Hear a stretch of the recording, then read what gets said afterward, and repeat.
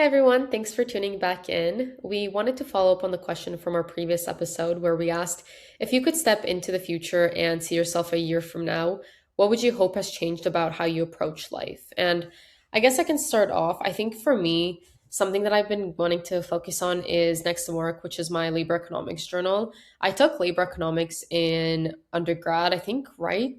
I think I Yeah, want to say fourth year.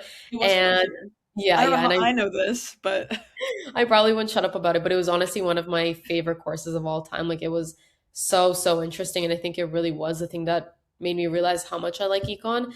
And so I've just been writing different articles about unemployment rates. And I made a small discovery. It wasn't anything big. I'm sure that there's been a lot of research done about it. Just how there's a hidden employment gap between women and men in Canada in university. And so that was really interesting to see the stats around that. And so I've just been doing a lot of research on my own, and it's just been nice to develop those skills that I didn't necessarily get to develop in university or just continuing practicing the same ones.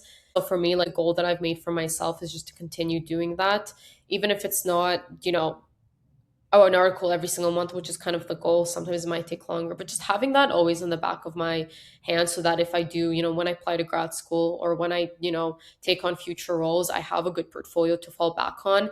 And it's been getting a lot of actually really good engagement on LinkedIn, which I know doesn't necessarily mean anything, but it does, I think, show how much interest there is. I've gotten different people from different universities reacting to it and different professors. So that's been really cool to see. Just continuing to focus on that.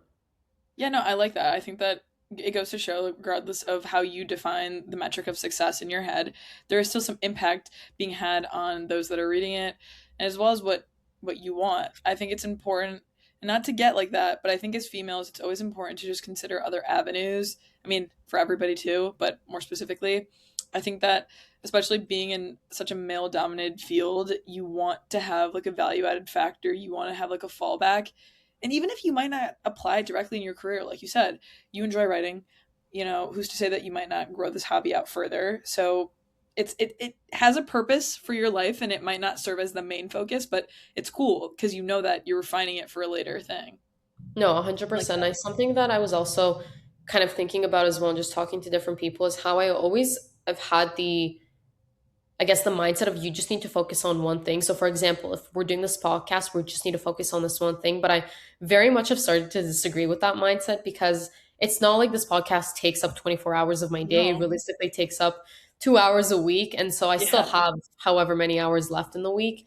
And I think this way you can also trial and error a bunch of things. And I think we spoke about this in our previous episode, but just making sure that everything you're doing you like, and you won't find out whether you like it or not if you don't trial and test. So just having lots of different things to focus on. And again, lots of different things, honestly, to put on your resume. If you're putting in a lot of effort and it's paying in, again, whether that's LinkedIn impressions or whether that's viewership or whether that's, an award or whatever it is, it is an value add to your future career. And I think there's a lot to say to that.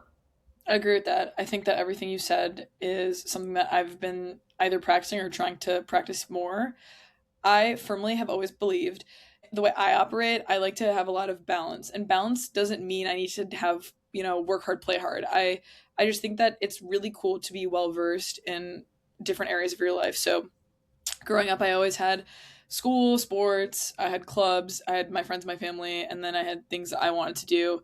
And obviously as time has gone on, I was in middle school, I was in high school, now university, and now not in school. And so it looks very different in how it plays out in my current day-to-day life, but that's something that I will never drop. I think it's awesome to be well versed. It's awesome to feel very passionate about different things. They all make your brain and like you as a person engage with different skills that you either have in your toolbox or, as we mentioned in the previous episode, are refining.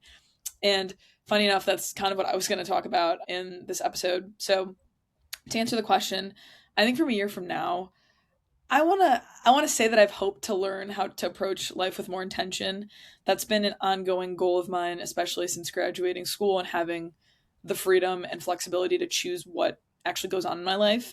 Sometimes I feel like I get caught up in juggling a lot, whether it's work, projects, hobbies, friends, family, just like obligations. I just get caught up in doing it, and it kind of feels like a mindless checklist off of my list, and I don't want that. I want to Yeah, slow down and just to add yeah, what were one you saying? thing. If you don't Yeah. know Suk is one of the busiest people I've ever met. She's always talking to people. It's true. I think that that does say a lot in terms of how you show up. But also, I think I really like the fact where you said like being intentional with what you want to do.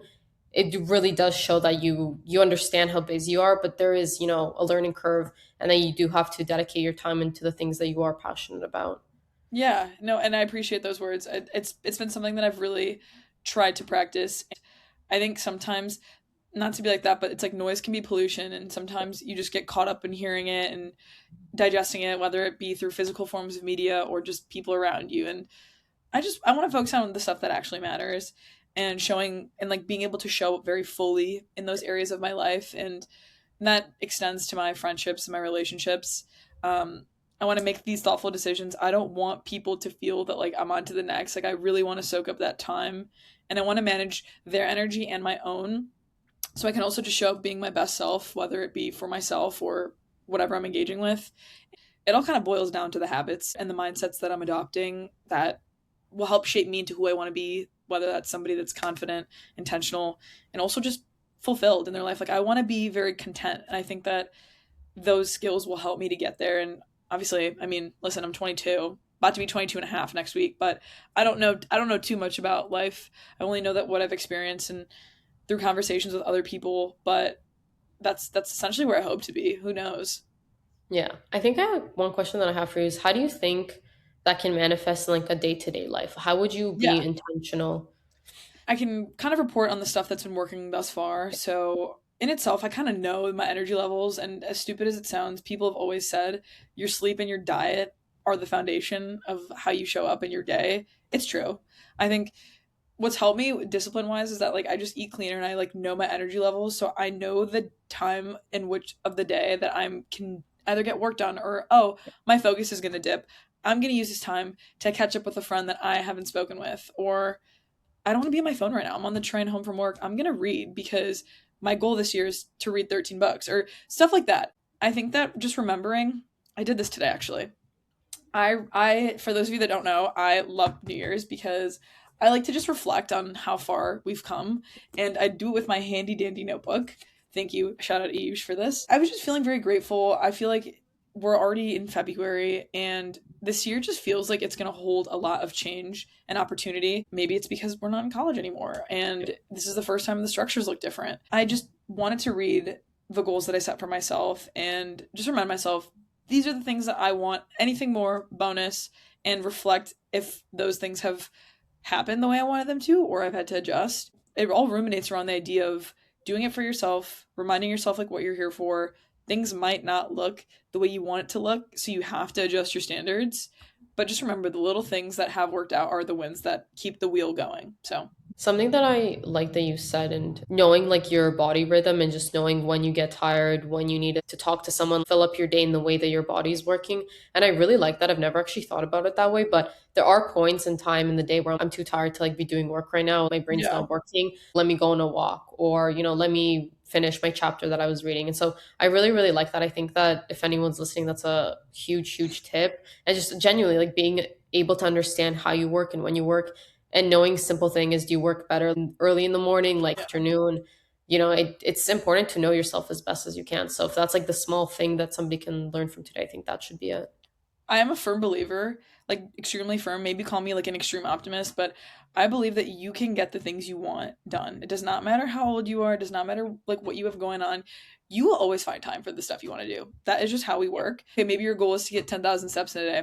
You know you're not working right now. Go for Yeah. it. Like maximize and optimize on those little moments because when you look at it, like I said this in a way early episode that we did not end up posting, but doing that 10% will get you a lot closer to that 100 because you're doing it and it's compounding rather than just doing a full sprint. If it does not work in full sprints, everything Exactly. is like stacking. So No, that's just something that's absolutely. helped me.